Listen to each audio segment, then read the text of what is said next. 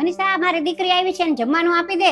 Mummy જમું છું, હમણાં આપી દઉં. આ પણ તું પછી જમજે ને, મારી દીકરીને બહુ ભૂખ લાગી છે, એને દઈ દે ને પેલા. હા મમ્મી દઉં. મનીષા ઊભી રહે ઘડીક વાર, પેલા તું તારું જમવાનું પૂરું કરી લે પછી જાજે. અરે મમ્મી તમે આ કેવી વાત કરો છો કે આ પોતાનું જમવાનું મૂકીને બેનને જમવા દેવા જાય? ઈ પોતે નથી લઈ શકતી? બેનને એટલી બધી ભૂખ લાગી હોય તો હાથે લઈને જમી લે. હવે તું વધારે પડતું બોલવાનું બંધ કર અને આ મહારાણીને કેટલી વાર કીધું છે કે બધા જમી લે પછી જ જમવાનું, પણ એને તો બહુ ભૂખ લાગે, સૌથી પહેલા બેહી જાય. વાહ મમ્મી, બેન પોતે હાથે લઈને જમી ન હોગે અને મનીષા બધાની માટે જમવાનું બનાવે તે, બધાને જમવાનું આપે તે અને છેલ્લે એને જમવાનું. એવું ક્યારેય નહીં થાય. આ કોકની દીકરી છે. હા હા તું એનો પક્ષ લઈને માથે ચડાવ. મારે તો લેવો જ પડે ને એનો પક્ષ. હું એનો પતિ છું અને સાચું શું છે ખોટું શું છે એ બધું મારે જોવું પડે.